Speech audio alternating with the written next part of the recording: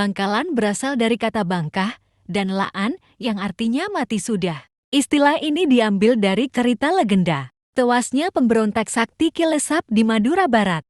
Awalnya, ia tak pernah tahu bahwa ia adalah keturunan Panembahan Cakraningrat. Hingga akhirnya sang ibu pun memberitahu Lesap tentang identitas ayahnya. Lesap muda yang suka bertapa ini suatu hari bertama di Gunung Geger, wilayah Bangkalan dalam waktu yang cukup lama.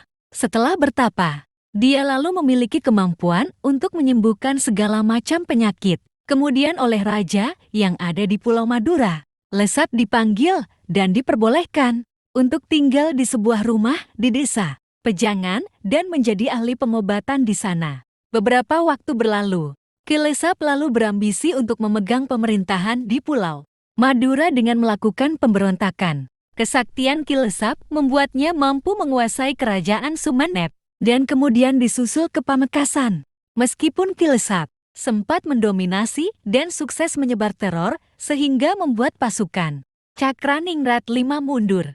Ki Lesap berhasil dikalahkan oleh pasukan Cakraningrat V yang memanfaatkan kelemahan magis yang dimiliki Ki Lesap. Ketika Ki Lesap kalah inilah yang kemudian wilayah Madura yang berada di barat ini disebut dengan Bangkalan yang artinya sudah mati. Sejarah dari Bangkalan sendiri bukan berasal dari legenda di atas, melainkan dimulai dari perkembangan Islam di daerah itu pada masa pemerintahan Panembahan Pratanu yang bergelar Lemah Duwur. Panembahan Pratanu diangkat sebagai raja di tahun 1531 setelah ayahnya, Raja Pragalba wafat.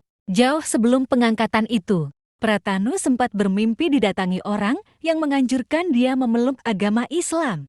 Mimpi ini diceritakan kepada ayahnya yang kemudian memerintahkan Patih Empu Bageno untuk mempelajari Islam di Kudus.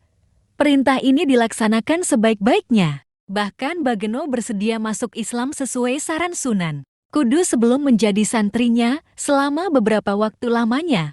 Ia kembali ke Arosbaya dengan ilmu keislamannya dan memperkenalkannya kepada Pangeran Pratanu. Setelah itu, Panembahan Pratanu mulai masuk Islam dari ajaran Empu Bageno. Ia kemudian menyebarkan agama itu ke seluruh warga Arosbaya. Namun ayahnya justru tidak tertarik untuk masuk Islam. Perkembangan Islam itulah yang dianut oleh pimpinan di Kabupaten Bangkalan ketika akan menentukan hari jadi kota Bangkalan.